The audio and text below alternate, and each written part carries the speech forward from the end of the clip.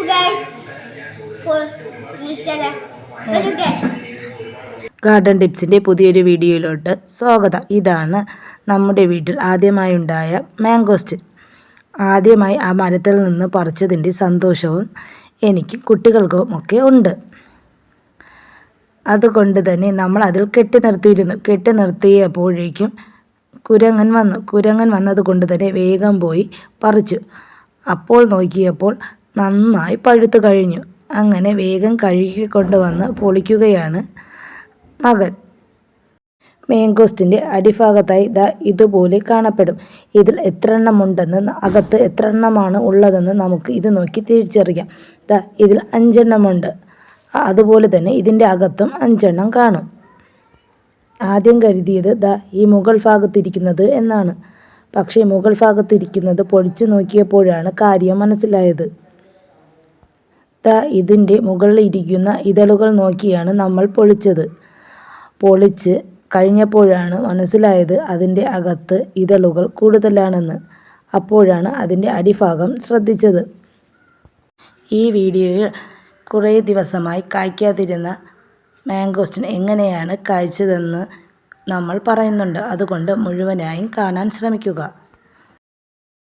ഇതിൻ്റെ അകം പൊളിച്ചപ്പോൾ ഒരെണ്ണത്തിൻ്റെ അകത്ത് ചെറുതായി മഞ്ഞടിച്ചിട്ടുണ്ട്. പക്ഷേ നല്ല മധുരമുണ്ടായിരുന്നു. നമ്മൾ പുറത്തു നിന്നും വാങ്ങുന്ന മാംഗോസ്റ്റിൻ ഇത്ര മധുരമില്ല. പക്ഷേ ഇത് നല്ല മധുരമുണ്ടായിരുന്നു. 2 എണ്ണമാണ് കെട്ടി നിർത്തിയിരുന്നത്. ഇവിടെ കുരങ്ങൻ്റെ ശല്യം കൂടുതലാണ്. അതുകൊണ്ട് തന്നെ കുരങ്ങൻ വന്നപ്പോഴേക്കും വേഗം പോയി പറിച്ചു. അതിനിടയിൽ വീഡിയോ എടുക്കുവാൻ മറന്നുപോയി. അപ്പോൾ ഞാൻ കരുതി നിങ്ങളെ കാണിച്ചു തരാമെന്ന്. രണ്ടാമത്തതും പൊളിക്കുകയാണ്. ഇതിൻ്റെ ചുവട്ടിൽ നന്നായി വെള്ളം കൊടുത്തില്ലെങ്കിൽ അത് വാടി നിൽക്കുന്നതായി നമുക്ക് കാണാം. ഇനി ഫെർട്ടിലൈസർ എങ്ങനെയാണ് ഉണ്ടാക്കുന്നതെന്ന് നമുക്ക് നോക്കിയാലോ. അതിനായി നമ്മൾ 1 ലിറ്റർ കഞ്ഞിവെള്ളമാണ് എടുത്തിരിക്കുന്നത്. ഇത് 2 ദിവസം പുളിച്ച കഞ്ഞിവെള്ളമാണ്. അതിലോട്ട് നമ്മൾ 3 ഇരട്ടി വെള്ളം ചേർത്ത് കൊടുക്കുന്നു. അതായത് 3 ലിറ്റർ വെള്ളം. ഇനി ഇതിലോട്ട് നമ്മൾ എടുത്ത് കൊടുക്കാൻ പോകുന്നത് നമ്മുടെ വീട്ടിൽ തന്നെയുള്ള ചാരമാണ്. ചാരം ഇട്ട് കൊടുക്കുമ്പോൾ ചെടിയുടെ വലിപ്പത്തിനനുസരിച്ച് ഇട്ട് കൊടുക്കുന്നതാണ് നല്ലത്. എൻ്റേത് അത്യാവശ്യം വലിയ പ്ലാന്റ് ആയതുകൊണ്ട് തന്നെ 1 പിടി ചാരം ഇതിലോട്ട് ഇട്ട് കൊടുക്കുന്നു. ഇനി നമുക്ക് ഇത് ഇളക്കി കൊടുക്കാം.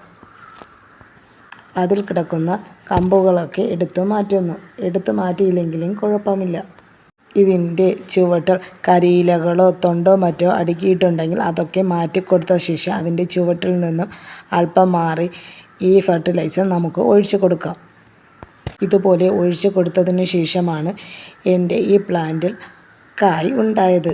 ഞാൻ 1 പ്രാവശ്യമേ ഒഴിച്ചു കൊടുത്തിട്ടുള്ളായിരുന്നു. എന്നിട്ട് എനിക്ക് 3 കായ് ലഭിച്ചു. ഞാൻ ഇനി എല്ലാ മാസവും ഇതുപോലെ ചെയ്യും. നിങ്ങളും എല്ലാ മാസവും ഇതുപോലെയൊക്കെ ചെയ്തു നോക്കൂ. നിങ്ങളുടെ കായ്ക്കാത്ത മാംഗോസ്റ്റിനൊക്കെ ഉണ്ടെങ്കിൽ കായ്ക്കും. ഇതിൻ്റെ മുകളിൽ 1 കായും കൂടി നിൽക്കുന്നുണ്ട്. പക്ഷേ താഴെ നിന്ന് വീഡിയോ എടുക്കുമ്പോൾ അത് കാണത്തില്ല.